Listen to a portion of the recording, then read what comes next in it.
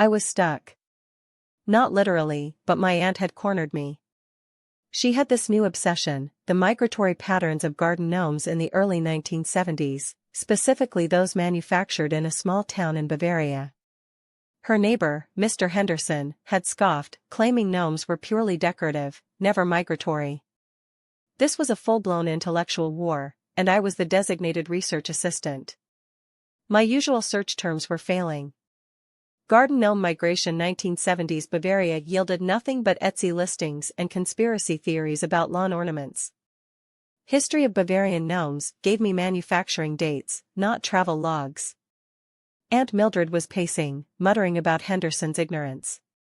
The clock was ticking. I had promised to help her win this, and frankly, I just wanted to go home. I remembered a fleeting comment from a friend, something about a search trick.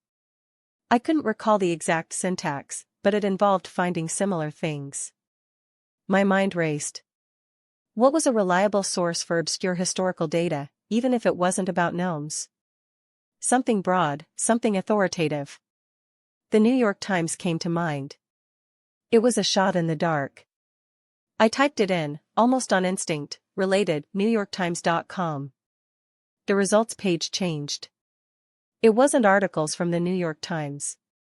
It was a list of other major news archives, historical societies, academic journals, and reputable news organizations. Sites I hadn't thought to search individually. It was like a secret door had opened to a library of libraries. I started clicking. One link led to a digital archive of European cultural studies. Another to a collection of obscure German periodicals from the mid-20th century. I scrolled, my fingers flying, a desperate hope building. The gnome migration was a ridiculous premise, but if anyone had ever written about it, it would be on one of these deep, academic-adjacent sites. Then, there it was. Not a full article on gnome migration, but a footnote in a sociological study about post-war German garden culture.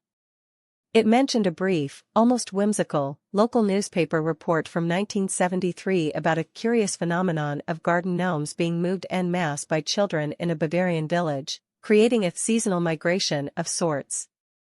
It was a local prank, not a natural phenomenon, but it was migration. And it was gnomes. And it was Bavaria. And it was star 1973 star. I printed it out, a single, slightly blurry page. Aunt Mildred snatched it from my hand, her eyes widening. She read it, then reread it, a triumphant smile spreading across her face. She marched straight to the window, waving the paper at Mr. Henderson's house. He was watering his petunias. He squinted, then threw his hands up in exasperation. Aunt Mildred turned back to me, beaming. "You did it." "I knew it. Henderson will never doubt me again." She patted my shoulder, then shooed me towards the door. "Now, go on. I have to gloat properly." I walked out, the afternoon sun warm on my face. The gnome crisis was averted. My aunt's argument was closed. And I had a new trick up my sleeve for the next time I needed to find something truly random.